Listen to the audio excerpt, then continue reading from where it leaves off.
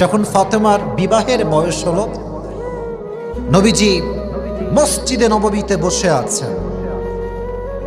প্রথমেই যিনি বিয়ের প্রস্তাব নিয়ে আসলেন ইসমুহু ওমর ফারুক রাদিয়াল্লাহু তাআলা আনহু, এসে বলছে, ইয়া রাসূলুল্লাহ, I wanna marry your daughter. This is my proposal. আমি আপনার মেয়েকে বিয়ে করতে চাই।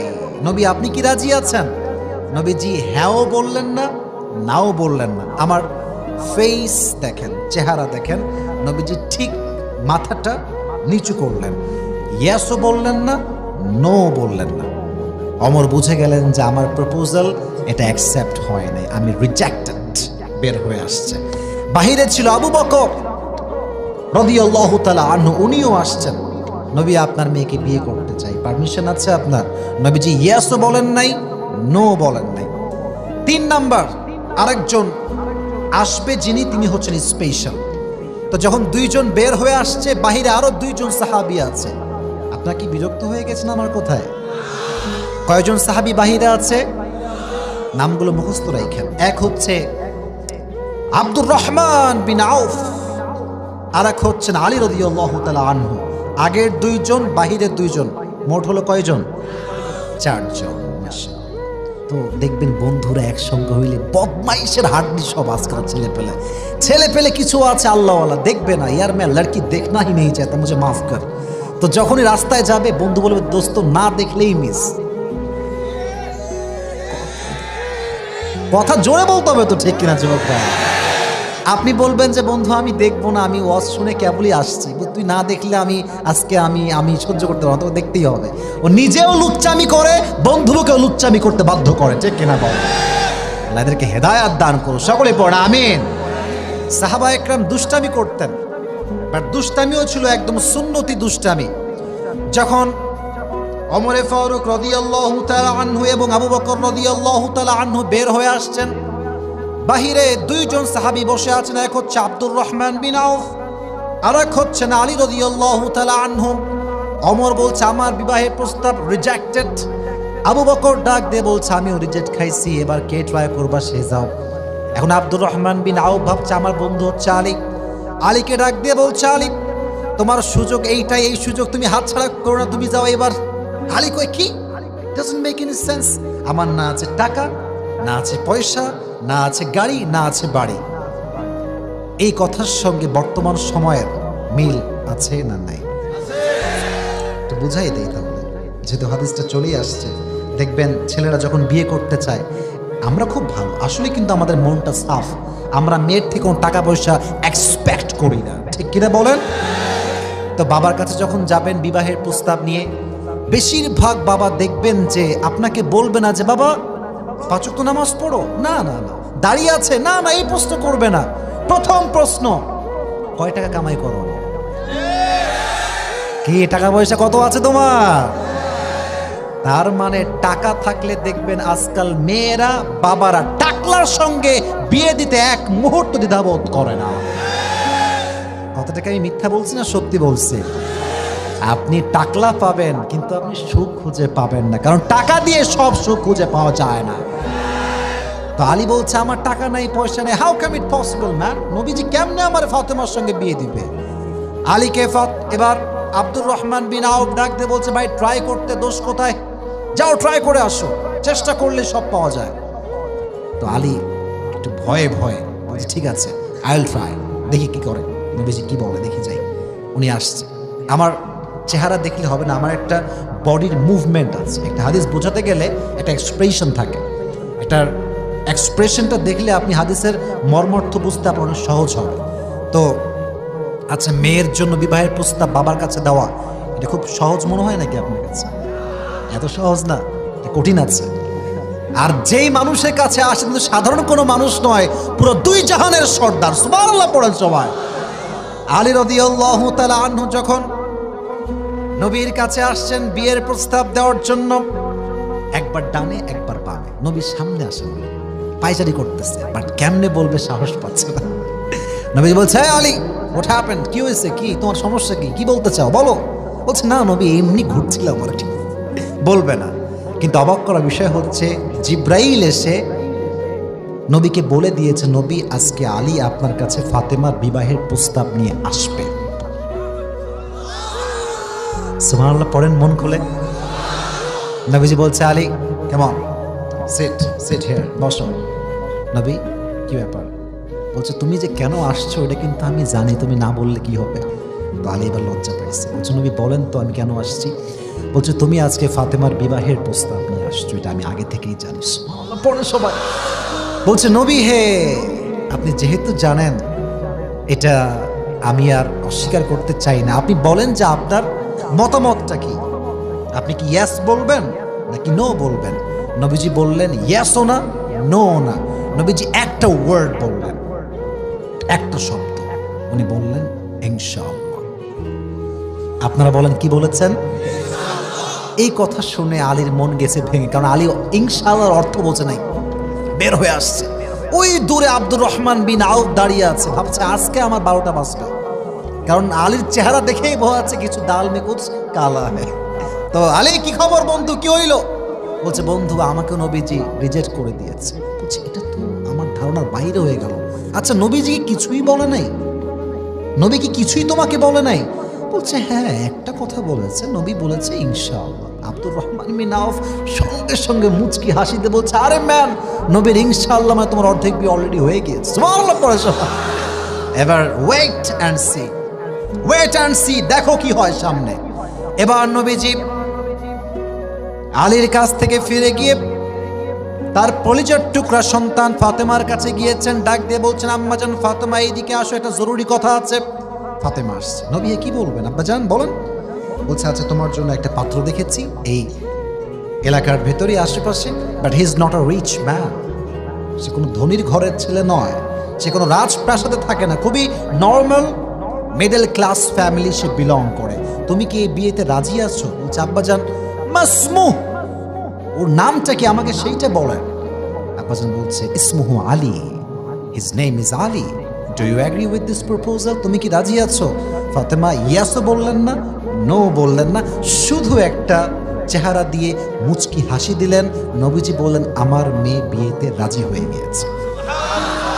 এখানে একটা হাদিস থেকে বুঝে নেন একটা কথা, আব্বাজান যারা এসেছেন, মুরব্বীরা এবং মায়েরা একটু বুঝে নেন। বিয়ের ক্ষেত্রে, কথা কি আমার বুঝতে কোনো সমস্যা আপনাদের হচ্ছে? বিয়ের ক্ষেত্রে একজন মেয়ের কখনো মুখ ফুটে ইয়েস বলা জরুরি নয়, কারণ মেয়েরা জন্মগতভাবে একটু লজ্জাশীল হয়। ঠিক আছে না? আমার কোনো মেয়ে আপনার বোন হতে পারে অথবা আপনার মেয়ে হতে পারে। আপনি বলছেন, মা তুমি কি বিয়ে করবা এই ছেলেকে? আপনার মেয়ে কিন্তু বলবে না, হ্যাঁ আব্বা আমি করবো না না, এটা মেয়েদের রিয়াকশন হবে না। মেয়েরা দেখবেন মুচকি হাসি দিবে। যদি মুচকি হাসি দেয়, হাদিসের ভাষ্য মতে সে বিয়েতে ইয়েস বলেছে। সুবহানাল্লাহ পড়বেন না আপনার সবাই? এবার হবে তাদের বিয়ে। ফাতেমার সঙ্গে কার বিয়ে? আলীর বিয়ে। নবীজি আলীকে বলেন, আলী তোমার জন্য সুসংবাদ। কি নবীজি? বলছে, আমার মেয়ে তো তোমার জন্য ইয়েস বলে দিয়েছে। আলী যে এত খুশি, কত যে খুশি, আমি এটা আই কান্ট এক্সপ্রেস দ্যাট, আমি এটা ব্যাখ্যা করতে পারবো না। এর কারণ হচ্ছে, এটা আমরা যুবকরা ভালো বুঝবো, মুরব্বীরা এটা বেশি বুঝবে না। আজকালকার যুগে ফ্রেশ ভালো মেয়ে যে কখনো কোনোদিন প্রেম করে নাই, পার্কে যায় নাই, মেসেঞ্জারের ইটিস পিটিস করেন, এরকম মেয়ে পাওয়া এটা একটা রেয়ার, একদম না পাওয়ার মতোই বিষয় হয়ে গিয়েছে বাংলাদেশে। বলতে গেলে পাওয়া যাবে, কিন্তু আপকো বহুত দৌড়না পড়েগা, বহুত ট্রাই করনা পড়েগা মেরে দোস্ত, এটা এত সহজ না। আর মেয়ের, থামো, আগে ঠিক বলিস না, থামো, আমাকে বলতে দে বাবা, আমি বলছি, এরপর ঠিক বলবো না। আমি এখন যেটা বলছি ঠিক বললেই হবে। যখন বিয়ের সময় আসবে, এটা আমার একটা পার্সোনাল এক্সপিরিয়েন্স বলছি, শুনবেন তো? না আপনারা রাগ করছেন, বাদ দেন, আমি হাদিসই বলছি, বাদ দেন, বলা যাবে ইনশাআল্লাহ। যখন বিয়ের জন্য মেয়ে দেখতে যাবেন, মেয়ে বলবে যে आप ही पहले इंसान हैं जो मुझे देख रहा है, किसी ने मुझे आज तक नहीं देखा यार। এমন একটা ভাব মনে হবে, यार ये तो अभी के अभी जन्नत से भाग कर आई है जमीन पे। কিন্তু মাথায় রাখবা, যেই মেয়ে বলবে যে আমারে কেউ দেখে নাই, কারোর সঙ্গে আমি প্রেম করি নাই, ওখানে 100 ভেজাল থাকাই খুবই স্বাভাবিক। তবে সব মেয়েকে এক পাল্লায় মাপা যাবে না। আর তোমাদের সবাইকে আমি একটা কথাই যুবকদেরকে, তোমরা আমার কলিজার টুকরা, তোমরা আমার প্রাণ, তোমরা আমার শক্তির জায়গা। বিয়েটা কখনো আবেগে পড়ে করবা না, বিয়েটা আবেগের জিনিস না। আর ঠাস করে বিয়ে কইরো না, একটু সময় নাও, 2 মাস 3 মাস একটা মেয়েকে দেখেই এখনই কবুল এইটাই আমার লাগবে, না না না না না, সময় নাও। সময় নিবা যত বেশি, তোমাকে আল্লাহ অতই উত্তম সঙ্গী দান করবে। সুবহানাল্লাহ পড়লেন না আপনারা সবাই? এবার ফাতেমার সঙ্গে আলীর বিয়ে হয়ে গেল। এখন বলেন, বিয়ের পরে যে সংসার, এই সংসার জীবনে একটা ঝগড়া মাঝে মাঝে লাগে কি লাগে না? আপনাদের তো মনে কারো লাগে না, তাই না? লাগে। তো ফাতেমার সঙ্গে একদিন আলীর ঝগড়া লেগেছে। তো নবীজি ঝগড়ার পরে আসছে বাসায়, গেট নক করেছেন, এই ফাতেমা কোথায়? ফাতেমা গেট খুলেছে, গেট খুলে নবীজি ভেতরে আসছে, বলছে কি খবর, আলী কোথায়, তুমি একা কেন বাড়ির ভেতরে? বলছে নবীজি আলীর সঙ্গে আমার ঝগড়া হয়েছে। ওই 2 জন কই যায়? ওই যে 2 জন কই যায়? ওই ও চশমাওয়ালা মনে করছে আমাদের দেখতে পাবো না, তাই না? খবরদার, 2-1 রুম লাগলে দ্যাটস ডিফারেন্ট, বাট কখনো 2-3 জন যুবক একসঙ্গে উঠলে কিন্তু আমরা প্রতিবাদের ঝড় তুলব আজকে, ঠিক কিনা বল? পুরো বছরে একটা দিন আসছি, আমি ফর্মে লিখে দিয়েছি আমি 1 ঘন্টা ওয়াজ করব। আপনি যদি 1 ঘন্টা ওয়াজ আমার না শুনেন, তাহলে আজকের মাহফিল কোনো সফল হবে না, ঠিক কিনা বলেন যুবক ভাই? মেহেরবানি করে আমাকে হাদিসগুলো মন দিয়ে বলতে দেন। তো আমি বলছিলাম ঝগড়া লেগেছে, আলী বের হয়ে গেছে বাড়ির থেকে, একদম দূরে চলে গিয়েছে। নবীজি বলছে, কি সাহস তোমার, তুমি আলীর সঙ্গে ঝগড়া করেছো? এত সাহস তোমাকে কে দিয়েছে? এবার নবীজি আলী রাদিয়াল্লাহু তাআলা আনহু রাগ ভাঙানোর জন্য নিজেই বের হয়ে গিয়েছেন, জামাইয়ের রাগ ভাঙাবে। সুবহানাল্লাহ নাই সবার? ফাতেমা, আমার জামাই গেল কোথায়, আমি খুঁজবো আজকে, তুমি বাদ দাও, তোমাকে মাইনাস করে দিলাম, আজকে আমি যাবো একা। গিয়েছে, গিয়ে দেখছে দূরে মাটির উপরে আলী রেগে, খুব রাগ তো ভেতরে, এমনি মাটির উপরে শুয়ে আছে। তো নবীজি গিয়ে বলছেন, আরে ইয়া আবা তুরাব, এই মাটির বাপ ওঠো। নবীজিকে দেখে আলী একটু ছ্যাঁকা ম্যাকা খেয়ে গেছে, আরে নবীর মাইয়ার সঙ্গে ঝগড়া করছে, আমি খবর আছে আমার। না না, নবীজি এরকম কিচ্ছু বলেন নাই, হাত দাও, হাত দিয়েছে, ধরে সোজা বউয়ের কাছে নিয়ে আসছে, ফাতেমার কাছে। ফাতেমা তো এদিকে তাকান, এমনি কথাই বলবে না, রাগ। আলী ওই দিকে, আমিও কথা বলবো না, আজকে যা হবে দেখা যাবে। নবীজি তো কৌশলে আছে, কেমনে মিলানো যায়। আল্লাহু আকবার বলেন আপনারা সবাই। এদিকে ফাতেমা ওই দিকে, আলী এই দিকে, বলছে এই তোমরা তাকাও, 2 জন 2 জনের দিকে তাকাও। তাকাইছে, নবীজি বলছে আলী তোমার হাত দাও, এদিকে তাকান, এদিকে এদিকে। আলী হাত দিয়েছে, নবীজি হাতটা এই বুকে রেখেছে। ফাতেমা তুমিও তোমার হাত দাও, মা এদিকে দাও, তোমার হাত দাও। নবীজি ফাতেমার হাত আলীর বুকে রেখেছেন, এবং এই 2টি হাতের উপরে নবীজি নিজের হাত রেখেছেন। এবার বলছে, এই ফাতেমা শোনো, তুমি বলো যে আলী তোমাকে আমি মাফ করে দিয়েছি, তোমার উপরে আমার কোনো রাগ ঠাক অভিমান কিচ্ছু নাই। সে বলেছে, এবার আলী বলছে আমিও সরি, আমারও ভুল হয়ে গেছে, আমারও কোনো দোষ নাই, আমিও মাফ করে দিলাম। সুবহানাল্লাহ পড়ান তো সবাই। এবার নবীজি ফাতেমা এবং আলীর ঝগড়া মিটিয়ে মজলিসের শুরুর দিকে ফিরে গেলেন। সমস্ত সাহাবা একরাম জমা হয়ে আছে। নবী যখন স্টেজে উঠেছেন কথা বলার জন্য, নবীর চেহারা দিয়ে নূর বের হচ্ছে, আলো। সাহাবা একরাম বলছে, ইয়া রাসূলুল্লাহ এত নূর কেন আপনার চেহারার মাঝে আজকে? নবীজি বলছে, আজকে যে আমি আমার জামাই এবং মেয়েকে একসঙ্গে হাতে হাত মিলিয়ে দিয়ে আসছি। সুবহানাল্লাহ, কি ভালোবাসা, কি খুনসুটি। আর আমাদের এই দেশে স্বামী স্ত্রী একটু ঝগড়া লাগলে ডিভোর্স। আস্তে ঠিক বলুন কেন আপনারা? আমাদের দেশের রাজধানীর নাম কি? ঢাকাতে প্রত্যেক মিনিটে মিনিটে তালাক হয়, প্রত্যেক মিনিটে মিনিটে তালাক হয়। নাউজুবিল্লাহ পড়বেন না আপনার সবাই? তারা যদি আজকের হাদিসটা জানতো, বগুড়া কাহালুর হাদিস যেটা আমরা আজকে বলেছি, এই হাদিস জানলে আমার মনে হয় লক্ষ কোটি সংসার জমিনে টিকে থাকতো, ঠিক কিনা বলেন যুবক ভাই? ঝগড়া লাগতে পারে বোনেরা আমার, তবে খাইস্টামি করবেন না, ভালো হয়ে যান। আর যুবকদেরকে বলবো, ভালো হয়ে যাও মাসুদ, বউকে বাদ দিয়ে তুমি তোমার জীবনে সুখী হতে পারবে না, ঠিক কিনা বলো? তাহলে ঝগড়া লাগতে পারে, আর সমাধান করতে হবে। রাজি আছেন তো ইনশাআল্লাহ? আরো কিছু হাদিস কি বলা যাবে আপনাদের সামনে ইনশাআল্লাহ? বিশ্বাস করেন আজকে আমার ওয়াজ মন থেকেই করতে মন চাচ্ছে। আমার করতে মন চাচ্ছে এই জন্য যে যুবকরা যেহেতু আমার কথাগুলো মনোযোগ দিয়ে শুনছে, এর চাইতে বড় চাওয়া পাওয়া কি আমার আর কিছু হতে পারে? এবং একটা জিনিস খেয়াল করেন, মুরব্বীরা কিন্তু আজকের ওয়াজ মাশাআল্লাহ খুব মনোযোগ দিয়ে শুনছে। আমার ওয়াজকে শুনতে খুব খারাপ লাগতেছে আপনাদের কাছে? তো একটা সবাই দুটো হাত তুলেন তো দেখি, তাকবীর দিয়ে আমরা সবাই বাঘের বাচ্চার মতো লিল্লাহি তাকবীর।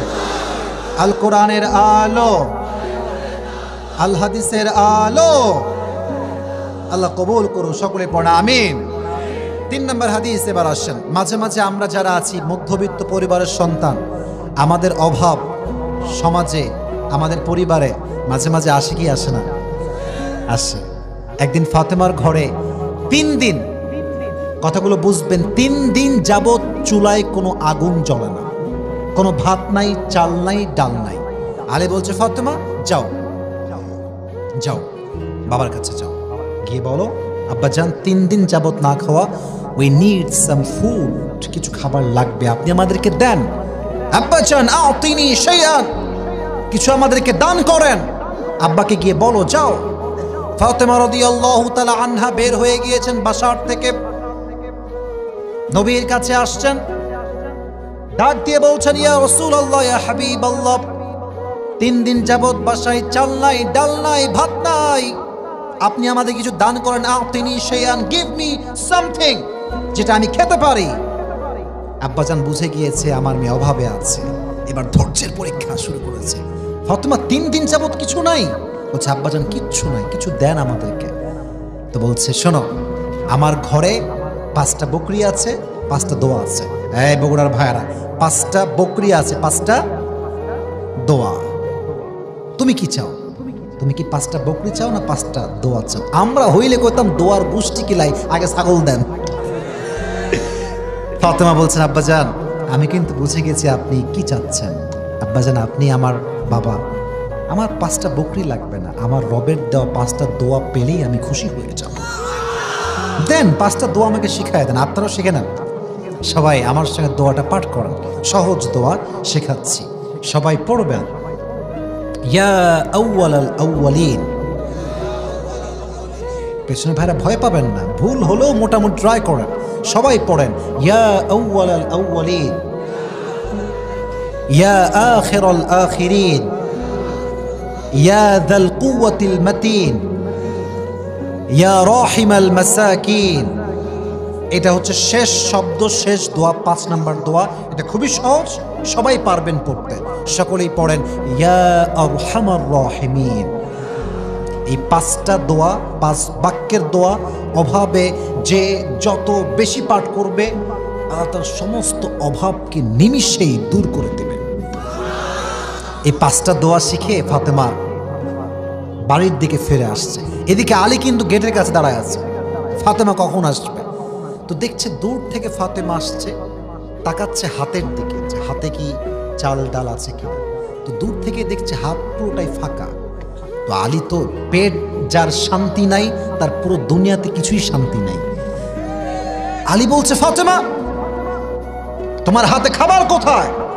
চাল ডাল ভাত কোথায়? তোমার হাত তো পুরোটাই ফাঁকা। বলছে, হাত ভরা, তুমি দেখতে পাচ্ছ না। বলছে, কেমনে? বলছে, আমি তো নবীর কাছে দুনিয়া চাওয়ার জন্য গিয়েছিলাম, আমার নবী আমার পুরো 2 হাতে আখেরাত দিয়ে পাঠিয়ে দিয়েছে। তো বলছে, তাই? আচ্ছা তুমি আসো, এবার আমি যাব। এবার আলী নিজেই গিয়েছে ডাল ভাত চাওয়ার জন্য। নবী হে আতিনি শাইআন, ও নবী আপনি আমাকে কিছু দান করেন, আমি বড্ড ক্ষুধার্ত অবস্থায় আছি।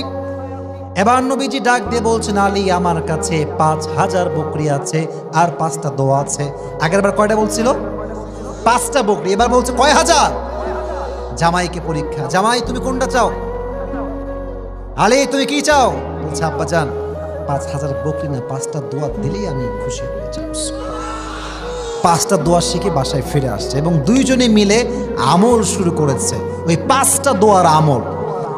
হাদিসে এসেছে অচিরেই তাদের সংসারে যত অভাব ছিল আল্লাহ গায়েবী খাজানার থেকে সব দূর করে দিয়ে, সুবহানাল্লাহ পড়া। এই জন্য অভাব আসতে পারে, হতাশ হওয়া যাবে না। সময় সবসময় একরকম থাকে না। আজকের ধনী কালকের ফকির, আজকের ফকির কালকের ধনীও হতে পারে, যে কেনা বড়। অতএব সুখে দুঃখে ভরসা করবেন একজনকে। আওয়াজ দিয়ে বলেন তো তিনি কে? আর আমি তো একটা কথা বলতে ভয় পাচ্ছি, তাও বলতে হবে, এখানে অনেক মেয়েরা যেহেতু আছে তাই ভয় পাচ্ছি আর কি। এই মেয়েদের চাহিদার কোনো শেষ নেই। স্বামীরে চাইতে চাইতে অনেক স্বামী হার্ট স্ট্রোক করে ফেলে বইয়ের প্রেসারে চাপে। এত জোরে ঠিক বললেন কেন আপনারা?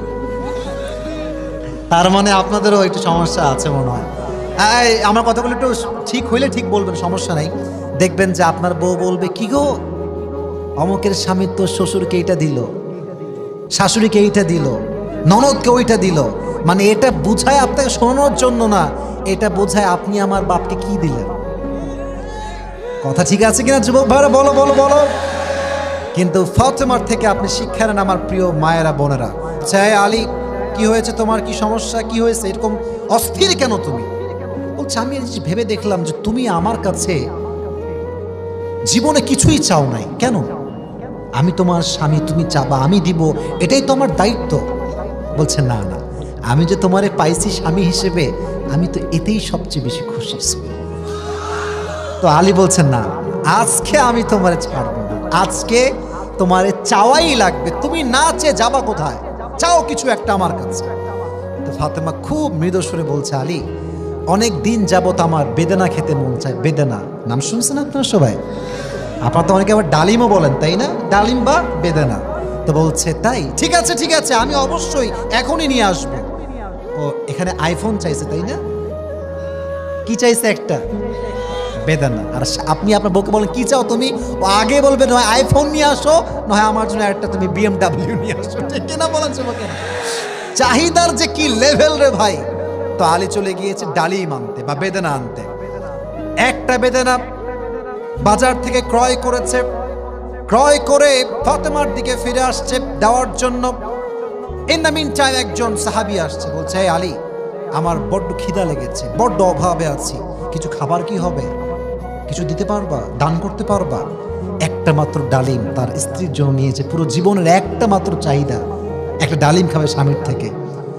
আলীর এত মন বড়, আলী ওই ডালিমটা বাজারে ওর কাছে দান করে দিয়েছে। বাসায় ফিরে আসছে, গেট খুলেছে ফাতেমা, স্বামীর চেহারা দেখে বুঝে গেছে যে সামথিং ইজ রং। আলী বেদানা কোথায়? আলী বলছে আমি বলবো না তুমি বুঝবা। বলছে তোমাকে বলতে হবে না, তোমার চেহারাতেই আমি বুঝে গিয়েছি তুমি সব বেদানা আল্লাহর রাস্তায় দান করে দিয়ে চলে আসছো। বউ দেখছেন, বউ কারে কয়? স্বামীর চেহারা দেখে বুঝে ফেলে স্বামীর সমস্যাটা আসলে কোথায়। বলছে হ্যাঁ আমি তো দিয়ে দিয়েছি আল্লাহর রাস্তায়। বল থামেন না কেন, আপনি এত টেনশন কেন? আল্লাহ আপনারে বলছে না মান জা বিল হাসানা ফালাহু আশরু আমসালিহা, যে আমার রাস্তায় 1 গুণ দিবে আমি আল্লাহ তাকে 10 গুণ দিব। এই আয়াতটা বলতেছে, তেলাওয়াত করছে, ট্রান্সলেশন করছে।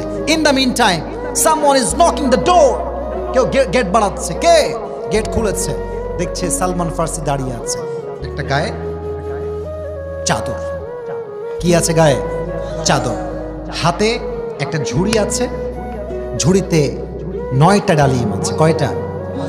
বলছে আলী এই নাও 9টা ডালিম তোমাকে নবীজি হাদিয়া পাঠিয়েছে। বলছেন না এটা আমার ডালিম না, নিয়ে যাও। বলছে আরে কামাল হে ইয়ার, এ তো নবী পাঠাইছে, এইটা তুমি নাও না কেন? বলছে এটা আমার ডালিম না। বলছে কেন?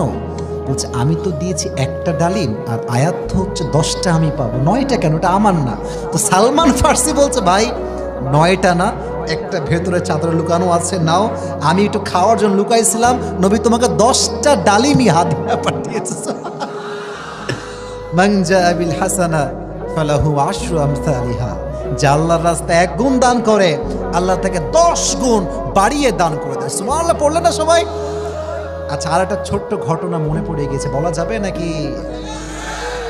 একদিন ফাতেমা সুতা, আপনারা বোঝেন না সুতা? সুতা সবাই বোঝেন সুতা, আমি জাস্ট মজার জন্য বললাম আর কি। সুতা, আগের যুগে সুতার একটা বড় বিজনেস ছিল, ঘরে ঘরে মানুষ সুতা বানিয়ে বিক্রি করত। একদিন ফাতেমা সুতা বানিয়েছেন, বলছে ফাতেমা যাও এটা বাজারে গিয়ে বিক্রি করো, বিক্রি করে রুটি কিনবা, মানে আটা কিনবা। গিয়েছে, বিক্রি করে মোট পেয়েছে 6 দিরহাম। বগুড়ার কাহালুর ভাইরা কয় দিরহাম? 6 দিরহাম দিয়ে তিনি যখন রুটি কিনতে মানে আটা কিনতে যাবেন, ইন দ্য মিন টাইম একজন সাহাবীর সঙ্গে দেখা। বলছে আলী সংসারে বড্ড অভাব চলছে, তুমি কি আমাকে কিছু দান করতে পারবা? আগে বলছে আলীর মনটা বিশাল বড় দিল দরিয়া হৃদয়, ওই 6 দিরহাম ওকে দান করে দিয়েছে। আপনার সুবহানাল্লাহ একটু পড়বেন না যুবক ভাইরা আপনার সবাই? 6 দিরহাম দান করার পরে বাসার দিকে ফিরে আসবে। এটা খুব আজীব একটা হাদিস, মানে শুনলে অবাক লাগে আমার কাছে। হঠাৎ করে একজনের সঙ্গে দেখা রাস্তায়, বলছে এই আলী যাচ্ছ কোথায়? বলছে বাসায়। তোমার কাছে একটা উট বিক্রি করবো, তুমি নিবা? উট। বলছে আরে ভাই আমি উট কেমনে নিবো, আমার 2 পয়সাও নাই ভাই। বলছে তুমি এখন নাও, বিক্রি করে যার টাকা হবে আমাকে দিলে অর্ধেক আমি খুশি হয়ে যাবো। সুবহানাল্লাহ নাই? তো বলছে উটের দাম কত? বলছে 300 দিরহাম। বলছে ঠিক আছে দেন, আমি আপনাকে বিক্রি করে টাকা ব্যাক দিব। সামনে যাচ্ছে উট নিয়ে, সামনে একজন লোক আসছে, আরে উট তো মাশাআল্লাহ অনেক সুন্দর, দাম কত? বলছে আপনি কত দিবেন? ক্রেতা সে বলছে আমি এটা 600 দিরহাম দিয়ে ক্রয় করতে চাই, আপনি দিবেন? বলছে হ্যাঁ নেন নেন নেন। 600 দিরহামে বিক্রি হয়ে গিয়েছে। কিন্তু ওই যে প্রথম মালিক যে বিক্রি করেছে তারে আর খুঁজে পায় না, সে গেল কোথায়? খুঁজতে খুঁজতে খুঁজতে খুঁজতে পায় না খুঁজে। এবার বাসায় আসছে, গেট খুলেছে, দেখছে ফাতেমার পাশে প্রিয় নবীজি বসে আছে। নবীজি বলছে আলী আজকে যা হয়েছে এটা কি আমি বলবো না তুমি বলবা? বলছে নবী আমি না, আপনিই বলেন। বলছে তুমি যখন ফিরে আসলা 6 দিরহাম নিয়ে, তুমি যে আল্লাহর রাস্তায় দান করেছো 6 দিরহাম, আল্লাহ বড্ড খুশি হয়েছে। তাই প্রথমবার যখন তোমার কাছে একজন ব্যক্তি মানুষ রূপে উট বিক্রি করতে এসেছিল, ওটা কোনো মানুষ নয়, স্বয়ং জিব্রাইল তোমার কাছে এসেছিল। সুবহানাল্লাহ পড়া। আর যেই 6 দিরহাম তুমি আল্লাহর রাস্তায় দান করেছো, তুমি 6 দিরহাম ব্যাক পাও নাই, আল্লাহ তোমাকে 600 দিরহাম দিয়ে দিয়েছে। সুবহানাল্লাহ পড়া। এজন্য অভাব আসলেই যে দান মান বন্ধ করে দিয়ে একদম চেপে বসে থাকবো, আমি কিছু দিব না ভাই, টাকা পয়সা খুবই অভাব, না না না। 10 টাকা আছে 1 টাকা দান করেন, 100 টাকা আছে 2 টাকা 5 টাকা দান করেন, বাট দিতে থাকেন, আল্লাহ আপনার বরকত দিতেই থাকবে দিতেই থাকবে দিতেই থাকবে। সুবহানাল্লাহ নাই আপনাদের সবাই? মাশাআল্লাহ। আল্লাহ আমাদের সবাইকে সর্বাবস্থায় বেশি বেশি দান করার তৌফিক দান করুক, সকলে পড়া আমিন। এবার আসুন আমরা সর্বশেষ হাদিসটা শুনবো। How was the death of Fatema? ফাতেমার জীবনের এই ওয়াজটা যে শুনবে সে হবে প্রকৃত পক্ষের শ্রোতা। এবং আমি বড্ড খুশি হলাম, রাত 12টা বেজে পার, বাট আমার শ্রোতা কানায় কানায় প্রত্যেকটা যুবক মুরব্বীরা মনোযোগ দিয়ে ওয়াজ শুনছে, ঠিক কিনা বলেন যুবক ভাই? বড্ড প্রাউড ফিল হচ্ছে আজকে আমার কাছে। মাশাআল্লাহ। আল্লাহ আমাদের সবাইকে শেষ হাদিসটা শুনে দোয়া করে যাওয়ার তৌফিক দান করুন, পড়া আমিন। যেই দিন ফাতেমা রাদিয়াল্লাহু তাআলা আনহা ইন্তেকাল করবেন, মৃত্যুর দিনে, মৃত্যুর দিবস যেদিন তার হবে, বসে বসে রুটি বানাচ্ছেন বাসার বারান্দায় বসে। আলী রাদিয়াল্লাহু তাআলা আনহু ঘরে প্রবেশ করেছেন, ডাক দিয়ে বলছেন ফাতেমা তুমি কি করছো? বলছে আমি রুটি বানাচ্ছি। কিন্তু ফাতেমা তোমার চোখে পানি কেন? তোমার তো চোখ দিয়ে পানি পড়ছে, তুমি তো রুটি বানাচ্ছো, বাট তোমার চোখে তো পানি, অশ্রু কেন? এবার ফাতেমা আর আবেগ ধরে রাখতে পারছে না, বলছে স্বামী আজ যখন ঘুমাচ্ছিলাম ফজরের নামাজের আগে তাহাজ্জুদের সময়, ভোর রাতে আমি আমার প্রিয় আব্বা জান নবীজিকে স্বপ্নে সাক্ষাৎ করেছি। সুবহানাল্লাহ পড়লেন না? নবী কিন্তু দুনিয়ার থেকে বিদায় নিয়েছে, ফাতেমা নবীকে স্বপ্নে সাক্ষাৎ করেছে। বলছে আরে এটা তো সুসংবাদ, তুমি কাঁদছো কেন? তোমাকে নবীজি সাক্ষাৎ দিয়েছে, ইউ আর দ্য লাকি, তুমি তো খুব সৌভাগ্যবতী একজন নারী। বলছে নবীজি কি করেছে তা তো তোমাকে জানতে হবে, কি দেখেছি আমি? বলছে কি দেখেছো বলো? বলছে বিশাল বড় একটা মাঠ, অন্ধকার চতুর্পাশে, নবীজি মাঝখানে দাঁড়িয়ে কি যেন হাত দিয়ে চোখ দিয়ে খুঁজতেছেন, আর আমি আছি ব্যাক সাইডে পেছনে।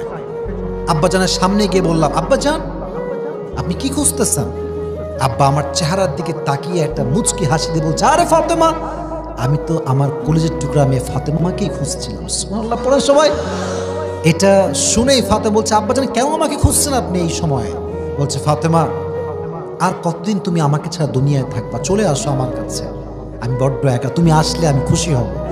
প্রিয় মুরব্বীরা, যুবক ভাইরা, এই ব্যাখ্যা হচ্ছে এই স্বপ্নের ব্যাখ্যা থাকে।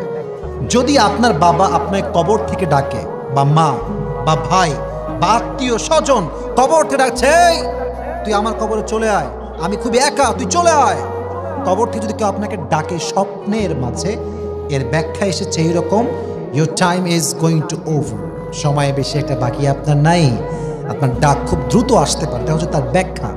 তো ফাতেমা বলছে, আলী যদি ব্যাখ্যা এটাই হয় তাহলে আমাকে যিনি ডেকেছেন তিনি কোনো সাধারণ মানুষ না অসাধারণ মানুষ? আমার নবী কি সাধারণ মানুষ না অসাধারণ মানুষ? নবীজি আমাকে ডেকেছেন আলী, তার মানে হচ্ছে আমার সময় বেশি একটা বাকি নাই, আমাকে তুমি মাফ করে দিও। এই কথা বলে আলীও কান্না শুরু করেছে ফাতেমার সঙ্গে সঙ্গে। বলছে, আলী কাঁদছো কেন তুমি? বলছে, নবীজি কয়েকদিন আগে বিদায় নিয়েছে, তুমিও বিদায় নিবে, আমি সহ্য করবো কেমনে ইয়া ফাতেমা? বলছে, তুমি আল্লাহর জন্য সহ্য করো, আল্লাহ তোমাকে এর চাইতে বেশি উত্তম প্রতিদান দান করবে। আল্লাহ পড়ে সবাই। শেষ কথা, আলীর সঙ্গে ফাতেমার শেষ কথা চলছে। আচ্ছা বলো, তোমার ওসিয়ত কি? তুমি শেষ মুহূর্তে কি বলতে চাও? বলছে, তোমাকে আমি শেষ মুহূর্তে, এদিকে তাকান, 3টা ওসিয়ত করতে চাই। কয়টা? বগুড়ার কাহালুর ডানের বামের ভাইরা, কয়টা ওসিয়ত? 3টা। 1, আমাকে তুমি পেছনে কে কথা বল রে? 7-8 বার শুনেও না শোনার ভান করেছি, কারণ আমরা ধমক দিতে ভালোবাসি না, আমরা ভালোবাসতে বেশি ভালোবাসি। ঠিক আছে না যুবক ভাইরা? ধমক দিয়ে সব কিছু হয় না, বারবার সাউন্ড করছে। মানে এখানে যে মাহফিল হচ্ছে ভাবটা এরকম যে বাপের মাটি এইটা, কেন এইটা করবেন আপনারা? একটা ওয়াজ চলছে, শেষ মুহূর্তে আমরা আছি, আমরা কি হাদিসের বাইরে কথা বলছি নাকি যুবক ভাইরা? সাউন্ড করলে কি হয় জানেন? এই যে পরিবেশটা এত সুন্দর, এটাতে একটা ব্যাঘাত ঘটে। আমরা কেউ সাউন্ড করব না। শেষ ভালো যার, আপনাদের শেষটা ভালো হবে ইনশাআল্লাহ। রাজি আছেন তো ইনশাআল্লাহ? কয়টা ওসিয়ত বলেন আমাকে সবাই আপনারা? 1, তুমি আমাকে মাফ করে দিও, আমি অনেক অন্যায় করেছি, মাফ করে দিও। বলছে, কি বলছো তুমি? তোমার মাথা ঠিক আছে? কিসের অন্যায়? আমি তোমাকে স্বামী হয়ে সাক্ষ্য দিচ্ছি, আমার যত হক তোমার উপরে ছিল প্রত্যেকটা হক তুমি পাই টু পাই আদায় করে দিও। সুবহানাল্লাহ পড়ায়। বলো 2 নাম্বার ওসিয়ত কি? এটা খুবই ডেঞ্জারাস, এটা হয়তো মেয়েরা ভালো বুঝবে যে এটা কত বেশি ডেঞ্জারাস। দেখবেন বাংলাদেশের মেয়েরা সব সহ্য করবে, বাট স্বামী যদি কখনো কয় যে আমি 2টা আর একটা বিয়ে করবো, খবর আছে। আচ্ছা সমস্যা নেই, সাউন্ড দেন, একটু বাড়াই দেন, সমস্যা নেই। এতক্ষণ সাউন্ড ভালো হয়েছে, একটু সমস্যা নেই, ঠিক করে দেন, একটু সাউন্ডটা বাড়াই দেন। তো বলছে যে, আলী আমি যখন মারা যাব, তুমি আমার মৃত্যুর পরে একজন ভালো সুন্দরী মেয়েকে দেখে বিয়ে করে নিবা। সুবহানাল্লাহ পড়বেন না আপনারা সবাই? সাউন্ড ম্যান সাউন্ড ঠিক করবে। আমি তো কথা বলছি ম্যান, আমি তো কোনো বুড়া নই, আমি তো টাটকা যুবক। ঠিক কেনা বলেন যুবক? মাইকের সাউন্ড কম হলে কি হয়েছে, শেষের দিকে আমরা ঠিক করে দিবে, সমস্যা নেই। তাহলে তুমি আমার পরে বিয়ে করবো, আর একটা তবে হ্যাঁ শর্ত আছে। কি শর্ত? বলছে, আমাকে আল্লাহ 2টি সন্তান দিয়েছে, হাসান এবং হুসাইন। খবরদার কোনো সৎ মা যেন আমার হাসান এবং হুসাইনকে এক মুহূর্তের জন্য কোনো কষ্ট দিতে না পারে। আলী বলছে, যাও, প্রথমটাও কবুল, দ্বিতীয়টাও কবুল। 3 নাম্বার, এটা কিন্তু খুবই গুরুত্বপূর্ণ, আমি বলছি মজা নেওয়ার জন্য বলছি না। 3 নাম্বারটা কি বলছে? আমি যখন মারা যাব, আমার দাফন কাফন জানাজার নামাজে কাউকে তুমি ডাকতে পারবা না, তুমি হবা ইমাম, আমার 2 জন সন্তান হাসান এবং হুসাইন হবে তার মুসল্লি। এবার আলী বলছে, 2টা মেনেছি, 3 নাম্বারটা মানতে পারবো না। কেন? বলছে, আমার কলিজার টুকরা বউ চলে যাবে, নবীর একমাত্র কলিজার টুকরা সন্তান চলে যাবে, আর মানুষ জানাজায় আসবে না, দোয়া করবে না। How come it possible? এটা কেমনে হতে পারে? আমি সবাইকে রাখবো, সবাই তোমার জন্য মন খুলে দোয়া করবে। বলছে, খবরদার হে আমার স্বামী আলী, মন দিয়ে শোনো, আমার এই পুরো জীবনে যতদিন আমি বেঁচে ছিলাম, আমার পুরো জীবনে আমার দেহের কোনো একটা চামড়া কোনো পুরুষ এক পলকের জন্য কখনো দেখতে পারে নাই। কোন সুবহানাল্লাহ? জীবনেও দেখে নাই কেউ আমার চামড়া কেমন, আমি কি ধলা কালা না ফর্সা কেমন কেউ জানে না, আমি যে মোটা না চিকন কেউ আমাকে দেখে নাই আজ অব্দি। তুমি কাউকে ডেকো না, কেউ আমাকে দেখলে বুঝে ফেলবে যে ফাতেমা মনে হয় মোটা ছিল, ফাতেমা মনে হয় চিকন ছিল, এটা আমি সহ্য করতে পারবো না। বলছে, যাও, এটাও মানলাম, সমস্যা নাই, কেউ আমার জানাজায় তোমার জানাজায় আসবে না। তো ঠিক আছে, সে মারা গেল, তার প্রত্যেকটা ওসিয়ত পূরণ করা হলো। সংক্ষেপে হাদিসটা বলছি। তো বলেন তো দেখি, যে লাশ নেওয়া হয় খাটিয়ায়, বগুড়া কাহালুর ভাইয়ারা, এই খাটিয়াতে কয়টা পা থাকে? সন্দেহ আছে মনে, কয়টা পা থাকে? বাট এখানে লোক কিন্তু আছে কয়টা? এক হচ্ছে আলী, আর এক হচ্ছে হাসান, আর এক হচ্ছে হুসাইন। তো যখন কাঁধটা নিয়েছে এভাবে দেখেন, সামনে আছে আলী, পেছনে হাসান এবং হুসাইন আছে। তো আলী সহ্য করতে পারছে না, আল্লাহ একটা মাত্র আমার বউ, সে মারা গেল, কেউ কি নাই আমার 4 নাম্বার কাজটা পূরণ করবে। এই কথা ভাবতে ভাবতে দূর থেকে আবু যর গিফারি দৌড় দিয়ে আসছে। এটা দেখে আলী টেনশন, আরে কি বলবো, কি জবাব দিব। আবু যর গিফারি দৌড় দিয়ে এসেই কাঁধটা ধরে বলছে, আলী লা তাহজান, টেনশন করো না, আমাকে আল্লাহ নিজেই তোমার কাছে পাঠিয়ে দিয়েছে। সুবহানাল্লাহ পড়া। ধরো খাটিয়া, যখন লাশ নামাবে খাটিয়ার থেকে, কবর যখন দিবে, আবু যর গিফারি কবরকে বলছে, এই কবর, আতাদরুনাল কবর মান হাদিহিল মাইয়াত, হে কবর তুমি কি জানো এই লাশটা কার? এটা হচ্ছে নবীর একমাত্র কলিজার টুকরা মেয়ের লাশ, খবরদার ব্যবহার যেন খারাপ না হয়। কবরের জবান আল্লাহ খুলে দেন। কবর বলছে, এই আবু যর গিফারি খবরদার, এটা এমন এক 3.5 হাত মাটির ঘর, এখানে বাপের পরিচয় চলে না, সন্তানের পরিচয় চলে না, পীরের পরিচয় চলে না, তোর নেতার পরিচয় কবর চলে না। ঠিক কিনা বলেন যুবক ভাইয়ারা? এই কবর তাকেই জান্নাতের ফয়সালা করবে যার কাছে আছে নেক আমল। সুবহানাল্লাহ পড়ে আপনারা সবাই। তাহলে বোঝা গেল ফাতেমার মতো নারীর জন্য নেক আমল ছাড়া কোনো পরিচয় চলে নাই, বাপের পরিচয় চলে নাই। অতএব তুমি ব্যাপার যেই হও না কেন, এমপির ছেলে হও, মন্ত্রীর ছেলে হও, প্রধানমন্ত্রী তুমি ছেলে হও না কেন, নেক আমল না থাকলে কবরে কারোর জন্য জান্নাতের ফয়সালা হবে না। ঠিক কিনা বলেন যুবক ভাই? আল্লাহ আমাদের সবাইকে নেক আমল করার তৌফিক দান করুন। সকলেই পড়ুন আমিন।